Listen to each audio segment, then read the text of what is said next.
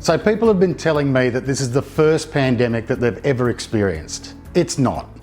We've been living with a pandemic now for decades, which has been affecting the way that we live our lives and go about our work on a daily basis.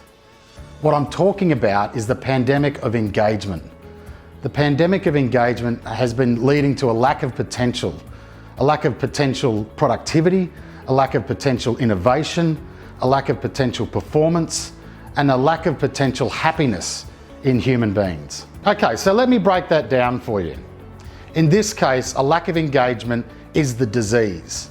And a disease is a particular quality that adversely affects people. Now, a pandemic comes from the Greek word of pan, which is all, and demos, which is people, all people. And a pandemic is defined as a disease that is prevalent throughout an entire country or the entire world. So what exactly is engagement? Gallup defines engagement as when someone is highly involved and enthusiastic about their work and their workplace. They're psychological owners that drive performance and innovation throughout the workplace. Okay, so that's engaged employees and disengaged employees. And you can already see the vast chasm that sits between these two types of people. In the middle are what I call the meh people. So these are the people that Gallup describe as psychologically unattached from their work and their company. So these are the people that will turn up to work, but not necessarily put in any energy or passion at all. In 2017, Gallup released their report called State of Global Workplace. They concluded that 85% of employees worldwide are not engaged or actively disengaged. 85%. Can you believe that? So what's really interesting about this research is we know that 15% of employees are engaged. And out of the 85% that are not engaged, a whopping 18% of those people are actively disengaged. These are the people that are unhappy and resentful at work and are undermining the work being done by the 15%.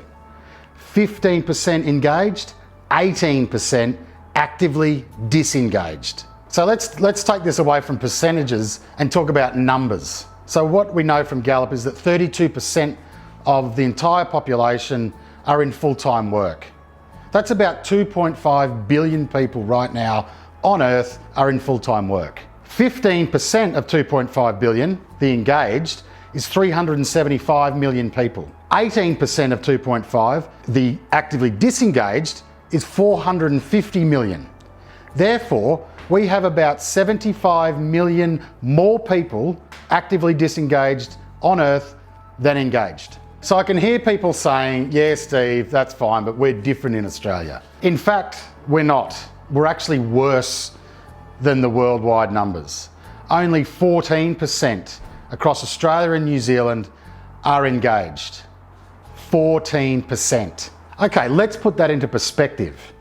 Meet my friend Olive. Olive has 168 hours in her week. Olive sleeps for 8 hours a night, which is 56 hours per week. Olive's got a full-time job, which she goes to 5 days a week for 8 hours a day. That equates to 40 hours a week. So between Olive sleeping and going to work, that's 96 hours per week. That equates to almost 60% of Olive's time. Why should we care? We should care because number one, that has a massive impact on Olive's life. And if we multiply that out across tens of thousands and millions of people, that has a massive impact on organisational performance and a massive impact on our economy. So what does that mean? Well, if you look at the Australian Workers' Compensation Report from 2018, you'll see that mental health problems caused at work are on the rise. And in particular, there's been a 54% increase in the amount of time lost to mental health claims since the year 2000. It's now up to 17.3 weeks per claim. Since the year 2000, the amount of money that we pay out per mental health claim has gone up a whopping 166%. And as recently as September 2020, the Human Resource Management Institute reported that psychological injuries caused at work are growing 15 times faster than physical injuries. So I was having a chat to one of my good friends, Linda Ray from Neuro Capability the other week, and she said to me, Steve, organisations can't prevent mental health problems, but they sure can provide environments that don't add to them. So think about this from your own team perspective and from your own organisation perspective. Are you sure that your organisation is trying their best to create environments that don't add to the mental health problems in this country? So now let's have a look at this from a KPI and organisational performance perspective. In 2016, Gallup produced a report called The Relationship Between Engagement at Work and Organisational Outcomes. What they concluded was the relationship between engagement and workplace performance is substantially high. What they found was the performance of companies in the top quartile was 4 times better than the companies in the bottom quartile. As part of this report, Gallup broke down the performance of key performance indicators and compared them between the companies in the top quartile and the bottom quartile. Here you can see Archie's company. Archie's company is in the top quartile. Here you can see Harvey's company.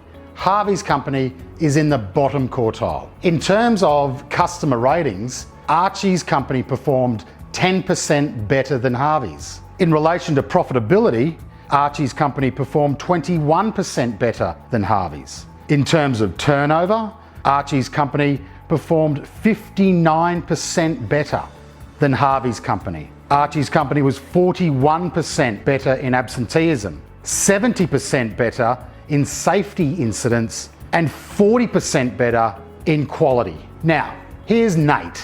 Nate is a highly sought after employee who's looking to join an organisation. Do you think Nate's going to be attracted to Archie's company or Harvey's company? All right, so that's all really fascinating stuff. But what drives engagement? So that question was on the minds of the executive teams of Google a few years ago.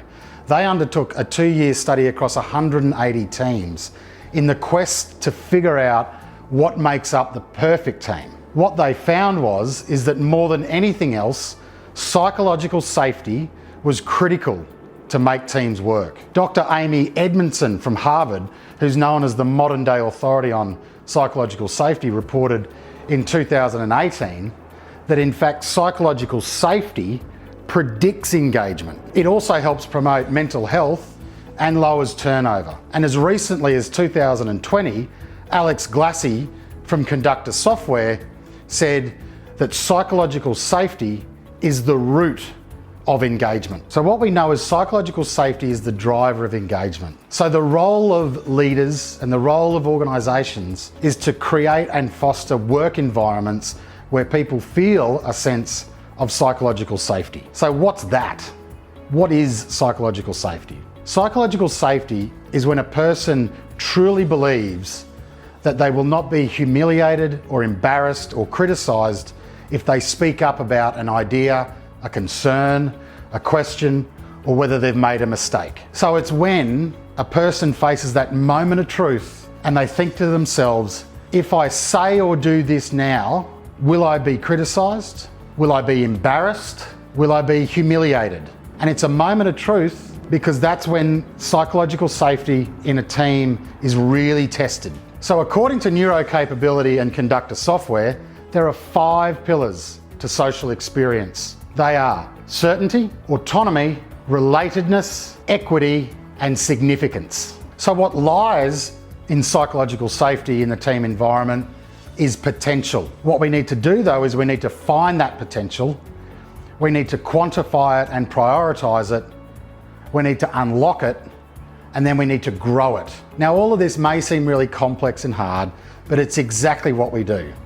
Together with Conductor Software, Culture 360 can measure the psychological safety levels in each of your teams in your organisation. We can then directly link those levels to the performance of each team and your organisation and help you put in place interventions that increase psychological safety levels over time and therefore the performance of your organisation.